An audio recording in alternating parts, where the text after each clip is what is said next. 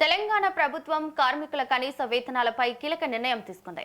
గత ప్రభుత్వ నిర్లక్ష్యంతో 1,11,00,000 కార్మికులు నష్టపోయారని ముఖ్యమంత్రి రేవంత్ రెడ్డి ఆరోపించారు. సచివాలయంలో ఆయన మాట్లాడుతూ తమ ప్రభుత్వం ఉప ముఖ్యమంత్రి బట్టి విక్రమార్క ఆధ్వర్యంలో కేబినెట్ సబ్ కమిటీ నియమించి చర్చించి రాష్ట్ర ప్రభుత్వం ఈ నిర్ణయం తీసుకుందన్నారు. కార్మికులను 4 కేటగిరీలుగా తీసుకున్నామని చెప్పారు. Unskilled, semi skilled, skilled, highly skilled గా కార్మికులను విభజించామని తెలిపారు. జోన్లను 3 భాగాలుగా విభజించడం జరిగిందన్నారు.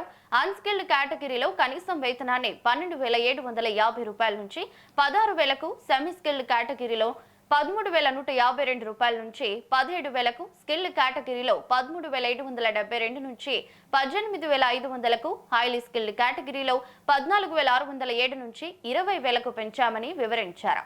రాష్ట్ర ప్రభుత్వ నిర్ణయంతో 1,11,00,000 మంది కార్మికులకు మేలు జరుగుతోందని సీఎం వెల్లడించారు. తెలంగాణ రాష్ట్రం వచ్చిన తర్వాత మొట్టమొదటిసారి తీసుకున్న నిర్ణయం. రాష్ట్రం వచ్చిన తర్వాత కార్మికుల ప్రయోజనం కోసము గత ప్రభుత్వం ఎలాంటి నిర్ణయం తీసుకోలేదు. మేము వచ్చిన తర్వాత మంత్రివర్గ ఉపసంఘాన్ని ఏర్పాటు చేసి అందరితో చర్చించి మే 1 తారీఖు నాడే వీటి అన్నిటిని ప్రకటిద్దామనుకున్నాం. ఇంకా కొంతమంది సూచనలు సలహాలు ఉండడంతో వాళ్ళందరినీ కూడా పరిగణలోకి తీసుకొని జూన్ 1 నుంచి ఈరోజు మనం అమలు చేస్తున్నాం.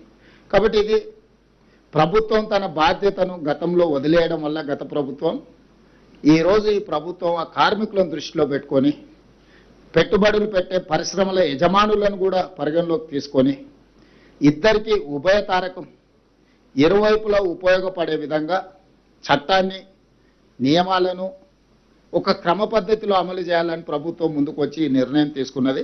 ఖచ్చితంగా ఇది కార్మికులకు బహు ప్రయోజనంగా ఉంటుంది. లేబర్ డిపార్ట్మెంట్ ఉంది, మనకు పెద్ద ఆర్గనైజేషనే ఉంది.